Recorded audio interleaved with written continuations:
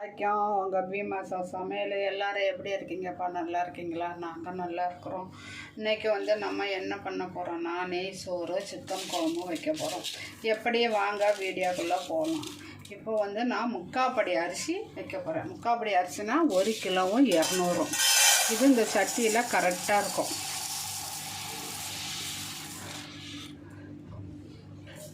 இதுதான் நமக்கு அளவு. என்ன பண்ண போகிறோம், ஒரு அகலமான பாத்திரத்தில் அரிசியை கொட்ட போகிறோம்.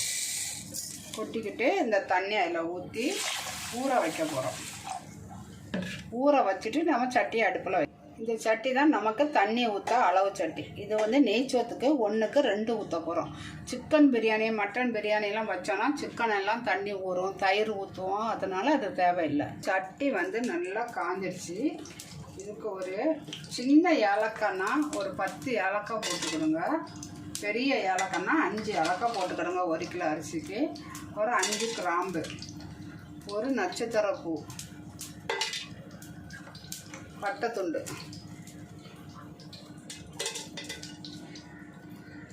இந்த அளவுக்கு பட்டை போட்டுக்கிட்டால் போதும்.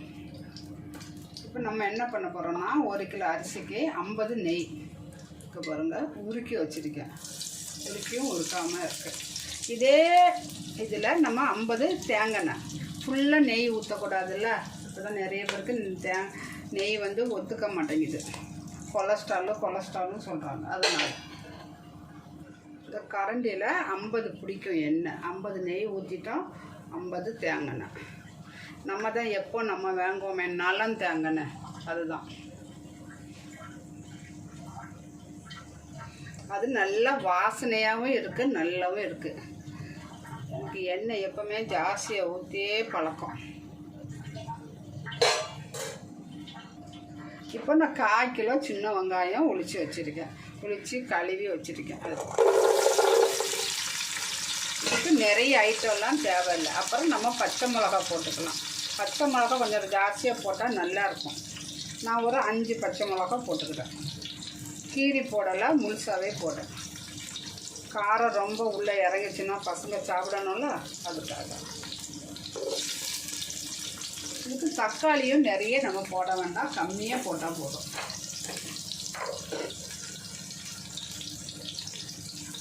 நான் 2 தக்காளி எடுத்துருக்கேன். இந்த 2 தக்காளி நம்ம நீட்டமாக வெட்டி ஃபஸ்ட்டே போடக்கூடாது, லாஸ்ட்டில் போடணும். பச்சை மிளகாலாம் முழுசாக போட்டனால வெடிக்குது. நீங்கள் கொஞ்சம் தள்ளி நின்றுக்கிடுங்க, இல்லாட்டா 2ஆக கீரி போட்டுக்கிடுங்க. இப்போ 50 இஞ்சி, 50 பூண்டு. எந்த கரண்டிக்கு நம்ம எண்ணெய் எடுத்தோமோ அதே கரண்டிக்கு இஞ்சி பூண்டு. இது 2 சேர்த்து 100. இது பச்சை வாடை போக வர வதக்கணும். இதுக்கு கருவேப்பிலை தான் போடணும், மல்லித்தலை போடணும். புதினா போடக்கூடாது. புதினா போட்டால் டேஸ்ட்டு குஸ்கா மாதிரி ஆயிரும். மல்லித்தலை நம்ம ஆஞ்சி கழுவி வச்சுருக்கோம். தேவைன்னா இதில் நம்ம முந்திரி கூட தாளித்து போட்டுக்கலாம் லாஸ்ட்டில். இது நல்லா வதக்கலாம். இப்போ நெய் சோறு இப்போ எல்லாருமே வைக்கிறாங்கங்க, எல்லாத்துக்குமே தெரியும். அந்த காலத்துலலாம் எப்படின்னா பாய் வீட்டில் தான் வைப்பாங்க நெய் சாதம். இப்போ எங்கள் கல்யாணத்துக்கெல்லாம் 1980 நடந்துச்சு. அப்போல்லாம் நெய் சாதம் கறி குழம்பு தான். இப்போ தான் எங்கே பார்த்தாலும் பிரியாணி. இது நல்லா பச்சை வாசனை இன்னும் போட்டோம். இப்போ நம்ம எந்த கரண்டியில் எடுத்தோமோ அதே கரண்டியில் பாருங்கள், முக்கால்வாசி கல் உப்பு.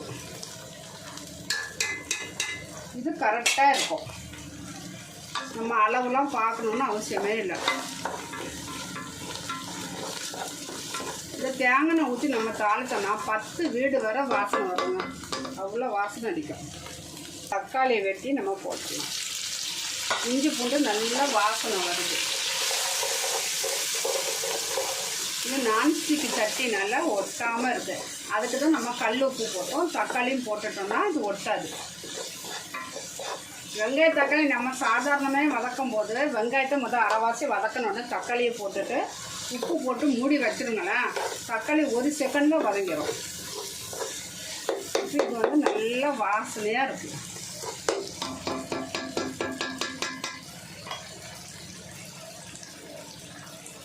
இப்போ நல்லா வதங்கி வாசனை வந்துடுச்சு. நம்ம தண்ணி ஊற்றிடணும். இது 1க்கு 2 ஊற்றணும் தண்ணி. இதுக்கு ஒரு அரிசினால்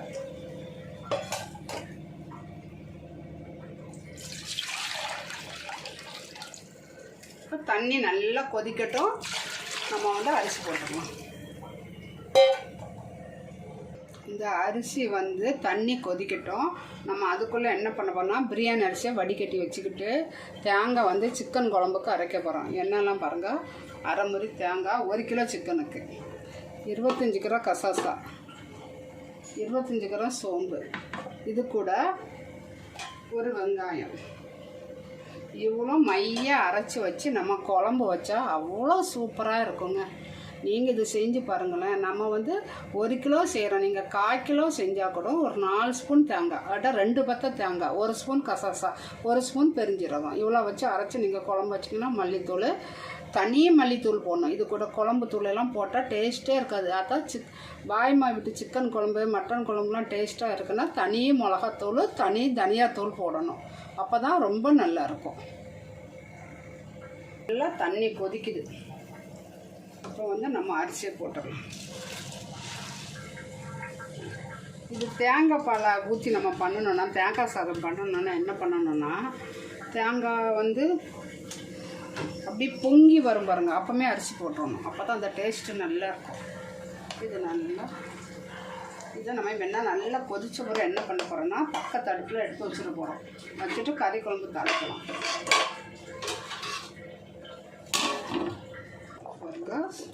எப்படி கொதிக்குது பார்த்தீங்களா? இப்போ இதை எடுத்து பக்கத்து அடுப்பு ஒரு கிண்டி கொடுத்துட்டு பக்கத்து இந்த எப்படி தெரியுமா, நம்ம பெரிய சட்டியில் செய்கிறது பெருசு இல்லை, அது வந்து எல்லா இடமும் கொதிக்கணும் பாருங்க. எல்லா இடம் இதே மாதிரி கொதிக்கணும். ஒரே பக்கம் கொதிச்சுன்னா ஒரு பக்கம் அரிசியாக இருக்கும், ஒரு பக்கம் சாதமாக இருக்கும். அப்போ திங்க முடியாது. அதுதான் நறுக்கடிப்பட்டது அப்படின்னு சொல்லுவாங்க. இதை நம்ம எடுத்து இந்த அடுப்பில் வச்சுக்கலாம்.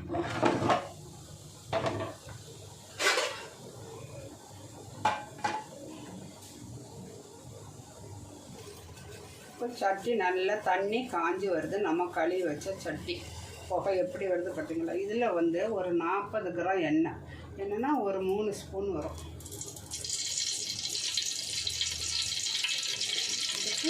ஏலக்காய், பட்டை, கிராம்பு,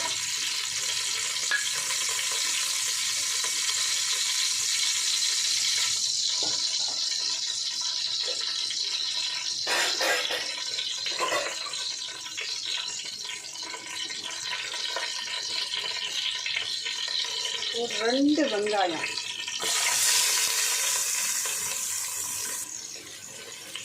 உப்பு,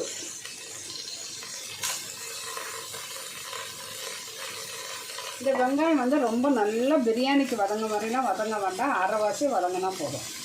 இது பாருங்க, பச்சை மிளகாய், இந்த தக்காளி, இது நல்லா வதங்கட்டும். இது ஒரு ஸ்பூனுக்கு அரை ஸ்பூன், 2 ஸ்பூன் இஞ்சி பூண்டு, இப்போ மல்லி இலை, புதினா,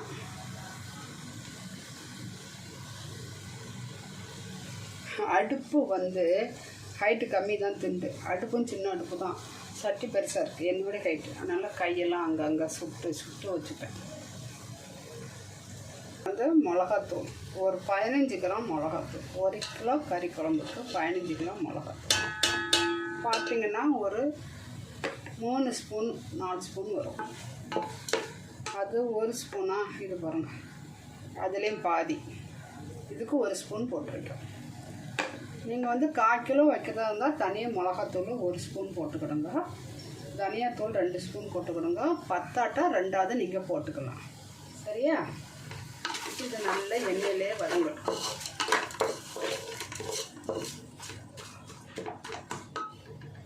எண்ணெய் நல்லா பிரிஞ்சு வந்துட்டு சிக்கனை போட்டுடலாம், நல்லா கிளறி விட்டுடலாம்.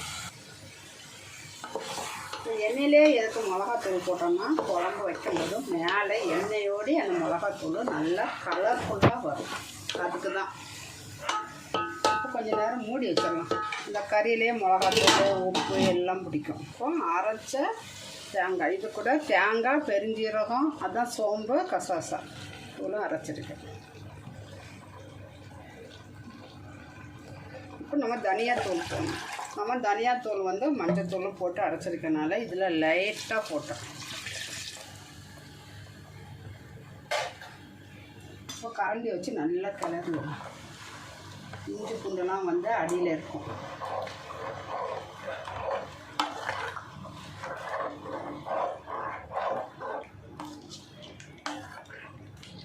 இப்போ மல்லித்தழை,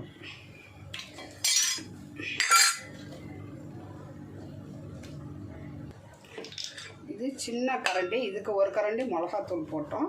இது அதோட பெரிய கரண்டி, இது 2 போட்டால் இது 1 வரும். இது வந்து தனியாத்தூள்.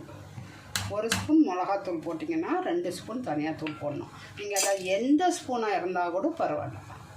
இங்கே பாருங்கள், சாதம் நல்லா வெந்துருச்சு. எப்படி நீட்டாக இருக்குது பார்த்தீங்களா? ஒரு சாதத்தை வெந்துருச்சு. இது அப்படியே நம்ம அப்படியே சமம் படுத்தி அப்படியே வச்சுக்கலாம். தேவைப்பட்டால் நெய்யில் முந்திரி வறுத்து போட்டுக்கலாம். குழம்பு நம்ம என்ன பண்ண போகிறோம்னா, இந்த கறி குழம்புல உருளைக்கிழங்கு போட போகிறோம். இப்போ உருளைக்கிழங்கு போட்டால் நல்ல வாசனையாக இருக்கும். நான் 1 கிலோவுக்கு 1/4 கிலோ உருளைக்கிழங்கு. உப்பு கொஞ்சோண்டு கம்மியாக இருக்குது. இப்போ உருளைக்கிழங்கு நம்ம உப்பு போடணும்ல, உப்பு மூடி வச்சிடலாம். அது பாட்டு வேகட்டும். உருளைக்கிழங்கு வெந்த பிறகு இறக்கிக்கலாம். ஏன்னா சிக்கன் வந்து நம்ம வந்து வதக்கும் போதே அது இறங்கிருக்கும். நெய் சாதத்துக்கு நம்ம என்ன பண்ண போகிறோன்னா, பச்சை பருப்பு வறுக்கிறோம். பச்சை பருப்பு குழம்பு வச்சு நெய் சாதத்துக்கு நல்லாயிருக்கும். தால்சா வைக்கலாம், எலும்பு தால்சா வைக்கலாம். இந்த பருப்பை வறுத்து நம்ம குக்கரில் போட்டு வேக வைக்க போகிறோம். அது எப்படியே வாங்க வீடியோக்குள்ளே போய் பார்க்கலாம். என்ன பண்ண போகிறோன்னா, இந்த பச்சை பருப்பு வறுத்தோம்ல, இது இந்த சட்டியில் போடுறோம். கழுவி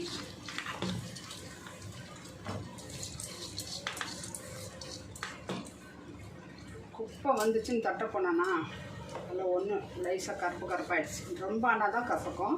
இது ஒன்றும் ஆகும். நீங்கள் அதனால் அடுப்பு பற்றிருந்தா எங்கேயும் போகாதீங்க. நான் சவுண்டு கேட்குது பாருங்கள். குப்பையை தட்டிட்டு வரேன்னா மூச்சை வாங்குது. வெங்காயம்,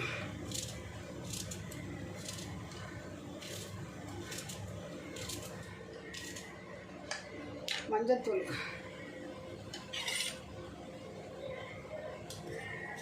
கொஞ்சோண்டு போட்டாலே நல்லா இருக்கும். ஆர்கானிக் மஞ்சத்தூள் நம்ம வீட்டில் சேல் பண்ணிகிட்ருக்கோம். மசாலா பொடி எல்லாமே. தக்காளி நடுவில் இருக்கிறத எடுத்துகிட்டு தெருவில் எல்லாம் போகுது. இதுக்கு தக்காளி கொஞ்சம் கூட போட்டால் நல்லாயிருக்கும். நான் வந்து 2 தக்காளி போடுறேன். காரத்துக்கு பச்சை மிளகா ஒரு 5 மிளகா, அதை வந்து இப்படி கீரி போடணும். இப்போ தான் இதெல்லாம் காரம் இறங்கும்.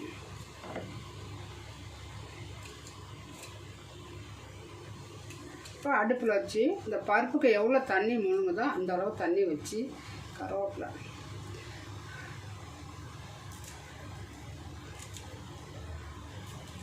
அவ்வளோ தண்ணி ஊற்றி நம்ம அடுப்பில் வச்சு ஒரு விசில் விட்டுட்டு அப்புறம் சின்ன வெங்காயம் போட்டு தாளித்தோன்னா நல்லா வாசனையாக இருக்கும். இப்போ பாருங்கள், அது பச்சை பருப்புனால நம்ம ஒரே ஒரு விசில் விட்டால் போதும். நிறைய நம்ம விசில் விட்டோன்னு வச்சுக்கோங்களேன், கொலன்னு ஆயிடும். அடுப்பில் வச்சாச்சு. ஒரு விசில் வந்தோன்னே நம்ம அடுப்பை ஆஃப் பண்ணிடலாம். இப்போ கறி குழம்பு எப்படி இருக்குன்னு திறந்து பார்க்கலாமா?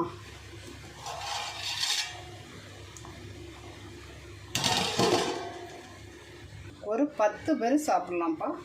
1 கிலோ சிக்கன், 1 கிலோ 1 கிலோ கொஞ்சம் கூட அரிசி 1,200 எடுத்துருக்கேன். 10 போயிடக்கூடாது. இன்னும் 1 கிலோ அரிசி 8 பேர் சாப்பிட்லாம். இது 10 பேர் சாப்பிட்லாம். இப்போ சிக்கன் வெந்திருக்கான்னு பார்த்துடலாம். நல்லா வெந்துருச்சு. உருளைக்கிழங்கு வெந்திருக்கான்னு பார்க்கணும்.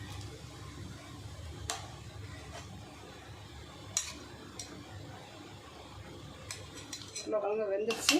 இன்னும் கொஞ்சம் இருக்கட்டும். இப்போ நெய் சாதம் ரெடி ஆகிடுச்சு, கறி குழம்பு ரெடி ஆகிடுச்சு. இப்போ பருப்பு குழம்பு வச்சுட்ருக்கோம். இப்போ பருப்பு தாளிக்க போகிறோம். எண்ணெய் ஊற்றி வச்சு கறி குழம்பு வந்து இறக்கிட்டோம். எண்ணெய் காயட்டும்.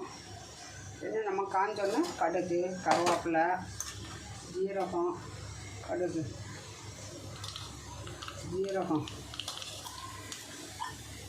பூண்டு வந்து நம்ம வெட்டி போட்டோம். அதுக்குள்ள காஞ்ச மிளகாய், பொடி பொடியாக சின்ன வெங்காயம்,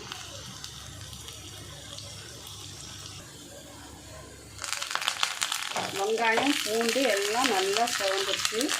இப்போ அடுப்பில் வச்சுட்டு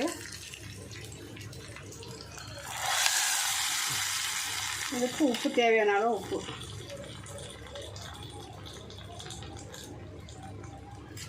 தாளிச்சு விட்டாச்சு. இந்த பருப்பு வந்து நான் பச்சையாக போட்டாலும் ஒரு விசில் விட்டேன். இது வந்து வறுத்து போட்டோம்னா 2 விசில். நம்ம அப்படியே கழுவி போட்டால் ஒரு விசில் விட்டால் போதும். ஒரு விசில் விட்டால் வேகலை. இப்போ பாருங்க நல்லா வெந்து கொலன்னு உப்பு ரெடி ஆச்சு. இதில் நீங்கள் தேங்காய் பூ வேணாலும் போட்டுக்கலாம். தேங்காய், ஜீரகம், பூண்டு அரைச்சி ஊற்றி கூட போட்டுக்கலாம். நான் அப்படியே வைக்கிறேன். சூப்பராக இருக்கும். கறி குழம்பு எப்படி இருக்குது பாருங்கள். சூப்பராக இருக்கா? சாதத்தில் ஊற்றி சாப்பிட்ற மாதிரி. இப்படியே வந்தீங்கன்னா பருப்பு குழம்பு. இது சப்பாத்தியும் வச்சு சாப்பிட்டா ரொம்ப நல்லாயிருக்கும். இப்போ பாருங்கள் பருப்பு கொதிச்சிருச்சு. ரொம்ப கொதிச்சா கட்டியாயிடும்.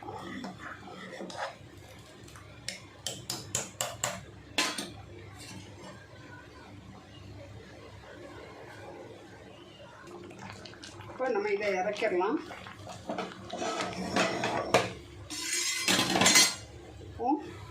சிக்கன், பட்டர் சிக்கன் செய்ய போகிறோம். வெண்ணெய் அது ஃப்ரிட்ஜிலேருந்து எடுத்து வைக்க மறந்துட்டேன். வெங்காயம்,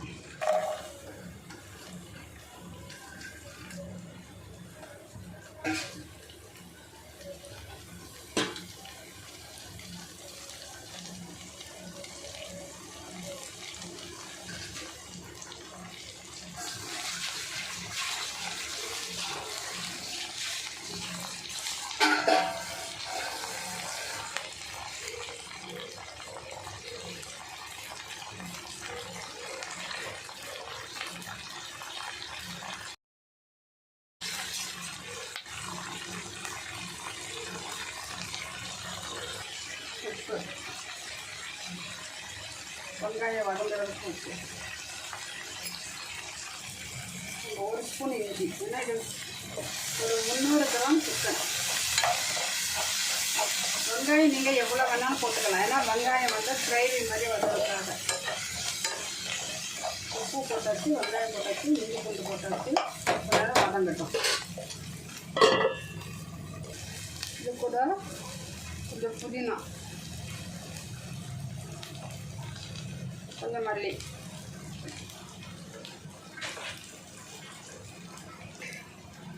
ரெண்டு தக்காளி அரைச்சி வச்சுருக்கேன்.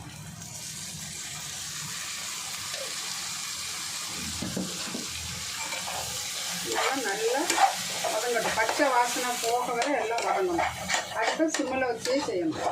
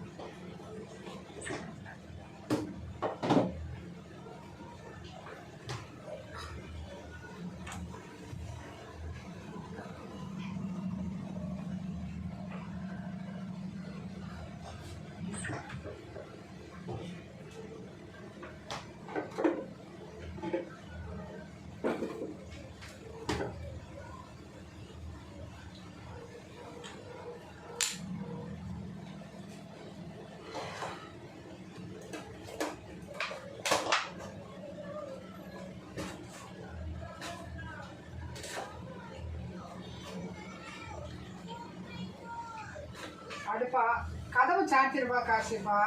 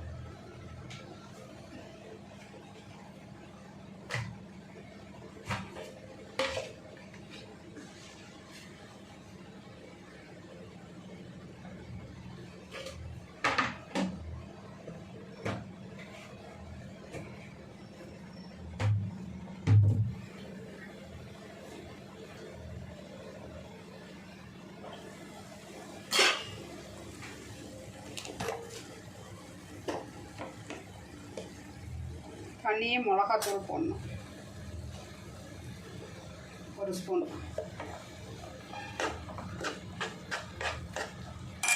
மஞ்சத்தூள்,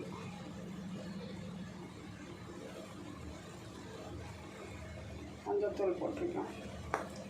அப்புறம் மட்டன் மசாலா, சிக்கன் மட்டன் பிரியாணிக்கு எல்லாத்துக்கும் போட்டுக்கலாம். இது நம்ம வீட்டில் ரெடி பண்ணி கொடுத்துட்ருக்கோம். இது ஒருத்தவங்க கேட்டாங்க, வரல. கவரில் போட்டு வைக்க மாட்டேன், கேட்ட உடனே தான் கவரில் போட்டு கொடுப்பேன்.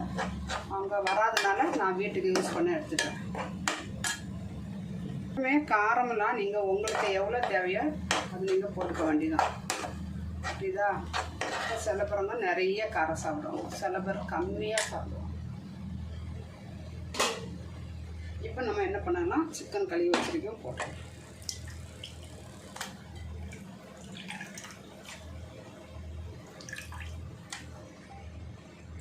பாருங்க, சிக்கன் போட்டேன். வீடியோவில் வந்துச்சா வரலையே தெரியல, கரண்ட் டக்குன்னு போய்ட்டு வந்துச்சு.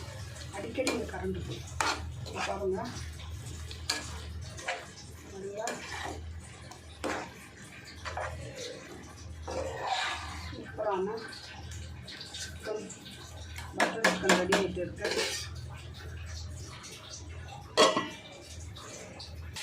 கொஞ்சம் டொமேட்டோ கெச்சப்பு,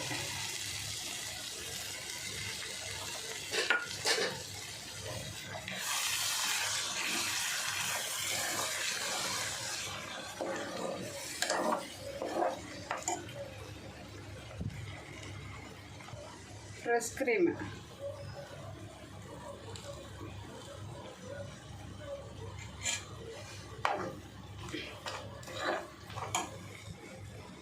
ஒரு ஸ்பூன் ஃப்ரெஷ் க்ரீம் போட்டுக்கலாம்.